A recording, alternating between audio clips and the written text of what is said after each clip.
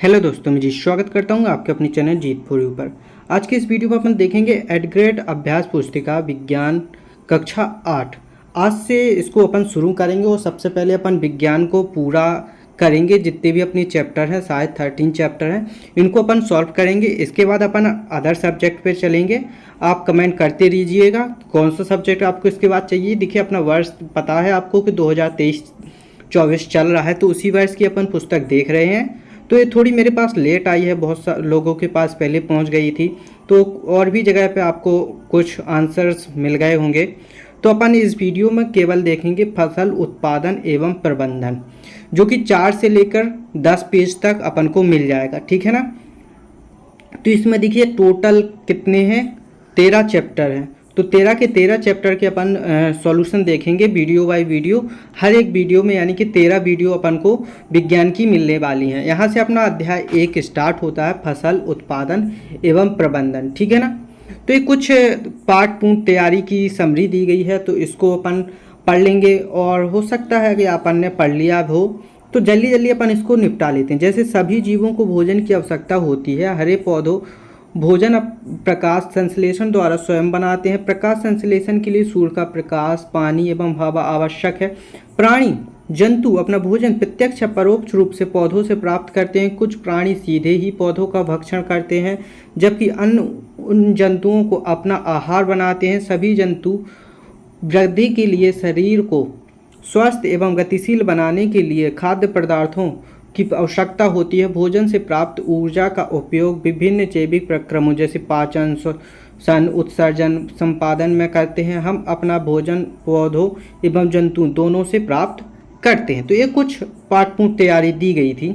अब इसको अपन छोड़ते हैं, अपन चलते हैं अपने प्रश्नों पर। यहाँ पर उपकरण दिया गया है, कृषि में उपयोग उपकरण को छांटिए। तो देखिए, कृषि में कौन कौन से उपकरण होते हैं, जैसे हल होता है, हल के बाद ट्रैक्टर भी होता है, कुदाली भी होता है, सीड ड्रिल भी होता है। ये सभी यहाँ पर अपन ने छांट के इसमें भर दिए हैं। तो ऐसे ही आपको यहाँ पर भर लेना है। अगर आपको किसी भी क्वेश्चन में डाउट आता है तो आप कमेंट करके पूछ सकते हैं। यदि कोई अन्य उपकरण आपने देखे हैं तो बताएं। देखिए, कल्टीवेटर भी अपन ने देखा, हैरो भी देखा अपन ने, थ्रेसर भी देखी और फावड़ा नहीं होगा तो अपन उसमें जो क्यारी होती है वो कैसे बना पाएंगे, ठीक है ना। चलो फसल बोएं। यहाँ पर अपन फसल बोना सीखेंगे यहाँ पर, ठीक है। और अगर आप चाहते हो कि इसकी पीडीएफ फाइल भी आपको मिले तो पीडीएफ फाइल के लिए आपको क्या करना है, मेरे टेलीग्राम चैनल को ज्वाइन कर लेना है। टेलीग्राम चैनल का नाम है जीत फॉर यू। जो यूट्यूब का नाम है वही टेलीग्राम चैनल का नाम है, सेम टू सेम है। वहाँ पर इसकी पीडीएफ फाइल भी आपको प्रोवाइड करा दी जाएगी, लेकिन आपको कमेंट करके बताना होगा कि सर हमें पीडीएफ फाइल चाहिए, ठीक है ना। तो देखिए, बुआई, खाद एवं उर्वरक देना, ठीक है ना, एवं भंडारण, ये सभी अपन को दिए गए हैं। तो यहाँ पर अपन क्या करेंगे, सबसे पहले मिट्टी को तैयार करेंगे, फिर जुताई करेंगे। मिट्टी को तैयार करने के लिए क्या करेंगे, जुताई के बाद क्या होता है, बुआई के बाद क्या होता है, सिंचाई होती है। सिंचाई के बाद रोपाई होती है, फिर इसके बाद कटाई होती है। कटाई के बाद अपन को फसल मिल जाती है। तो ये सभी अपन ने देख लिया। अब चलिए अपने प्रश्नों पर चलते हैं। अपना प्रश्न क्या है, दिए गए शब्दों में से चुनकर रिक्त स्थानों की पूर्ति कीजिए। रिक्त स्थानों की पूर्ति करना अपन को, जो ये शब्द दिए गए हैं इन्हीं में से अपन को छांट कर भरना है और कहीं से नहीं भरना है। अपना प्रश्न क्या है, जून से सितंबर माह तक खरीफ फसल की बुआई की जाती है। सीड ड्रिल यंत्र द्वारा बुआई करने में समय एवं श्रम की बचत होती है, सही बात है। खाद एक प्राकृतिक पदार्थ है जो गोबर एवं पौधों के अवशेष से विघटन से प्राप्त होता है, ये भी सही बात है। असमतल भूमि क्षेत्रों में सिंचाई के लिए छिड़काव तंत्र का उपयोग किया जाता है। 2,4-D एक खरपतवार नाशी है। ये 2,4-D क्या है, एक खरपतवार नाशी है, ठीक है ना। आगे चलिए, अगला प्रश्न अपना सही विकल्पों का आगे सही का निशान लगाएं, ठीक है। निम्न में से किस कार्य से मिट्टी के पोषक तत्व प्राप्त नहीं होते। खेत को कुछ समय बिना उगाए छोड़ देना, इसमें पोषक तत्व प्राप्त नहीं होते, ठीक है ना। देखिए, अगला क्वेश्चन है, पहेली जल की कमी वाले क्षेत्र में रहती है, वह सिंचाई के लिए किस विधि का उपयोग करे कि जल व्यर्थ ना होकर सीधे पौधों की जड़ों तक जाए। जो ड्रिप तंत्र कहते हैं, एक छोटा सा पाइप ऐसे लगा दिया जाता है पौधों के, उसमें छोटे छोटे छिद्र कर दिए जाते हैं, उससे बूंद बूंद करके पानी निकलता रहता है, ठीक है ना। निम्न में से रबी की फसल का सही युग्म है गेहूं और चना। कटी गई फसल से बीजों या दाने को भूसे से अलग करने के कार्य किस मशीन द्वारा किया जाता है? कंबाइन द्वारा किया। खरपतवार हटाने की क्रिया को कहते हैं निहाई कहते हैं अपन, ठीक है ना, क्या कहते हैं? निहाई। अब तो वैसे बहुत कम होती हैं, अब दवाई डरने लगी। पौधों द्वारा लगाए गए उपयोग किए जाने वाले मृदा में पोषक तत्वों की मात्रा कम होने लगती है। पौधों की अच्छी पैदावार के लिए मृदा में खाद एवं उर्वरक मिलाए जाते हैं। खाद एवं उर्वरक में पाए जाने वाले पोषक तत्वों का सही योग है नाइट्रोजन, पोटेशियम एवं फास्फोरस। यहाँ से देखिए अपने अति लघु उत्तरीय प्रश्न स्टार्ट होते हैं।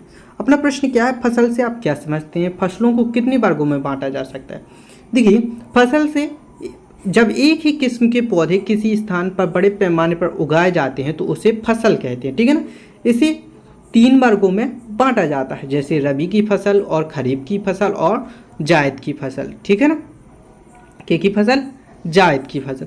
तो देखिए यहाँ पर 3 की जगह अपन 2 भी कर सकते हो और यहाँ से जायद हटा सकते हैं। ज़्यादातर अब 2 ही फसल बोई जाती हैं, तो इसमें कोई चिंता वाली बात नहीं है। आप चाहें तो 3 की जगह 2 कर देना और रबी और खरीफ उतार लेना, ठीक है ना।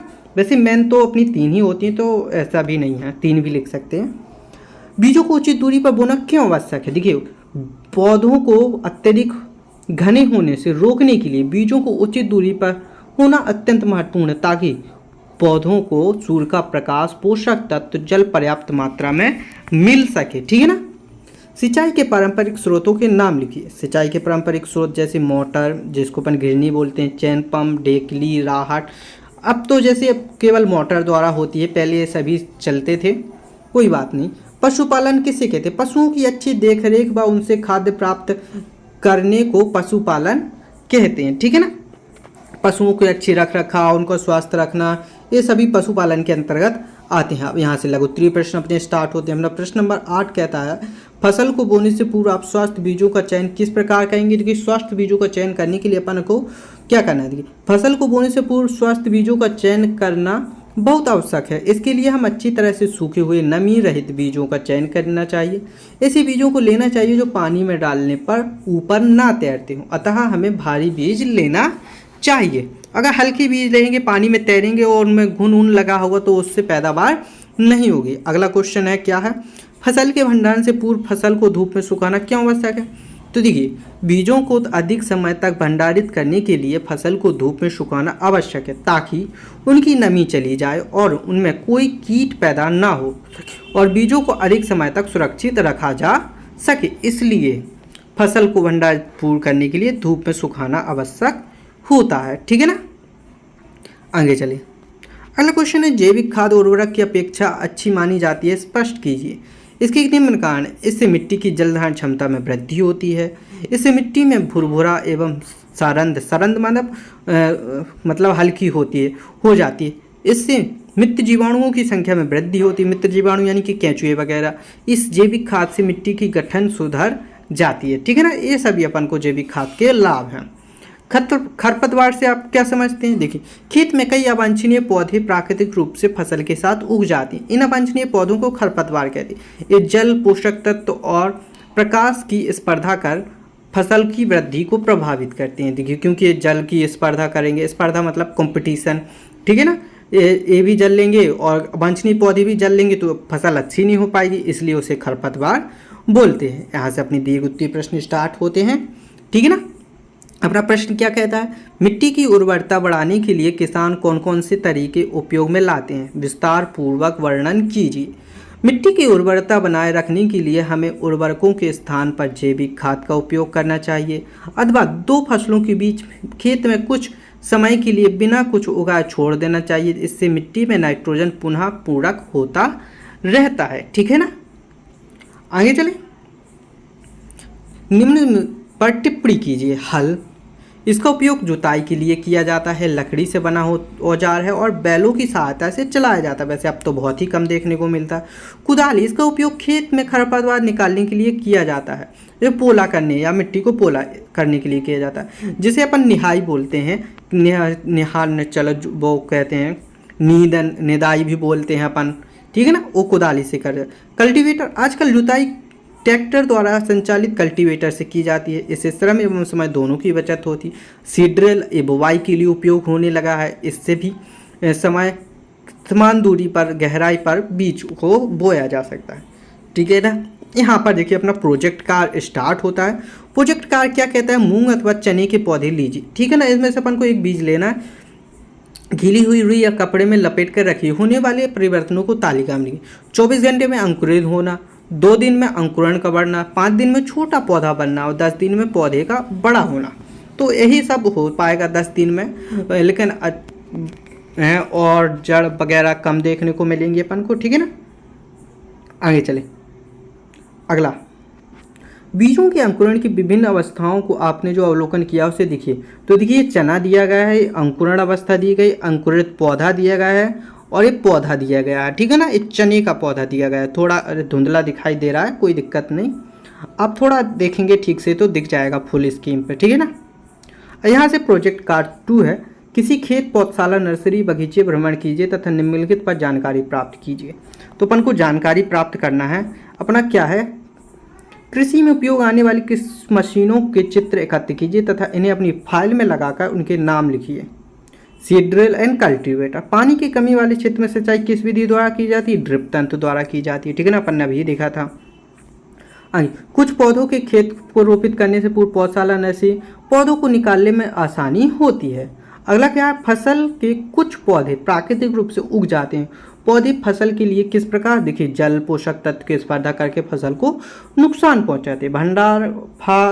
फसलों के भंडारण की विधियां लिखी, जैसे सुखाना, छानना, यानी कि अवांछनीय पौधे निकालना। तो यहाँ पर अपन ने पार्ट 1 था, जो अध्याय 1 था, उसका पूरे आंसर्स देख लिए हैं। ठीक है ना। अब क्या करना है अपन को, इस वीडियो को अपने दोस्तों के साथ शेयर करना है, वीडियो को लाइक और चैनल को सब्सक्राइब करना है। मिलते हैं ऐसी ही अगली वीडियो में, तब तक के लिए धन्यवाद।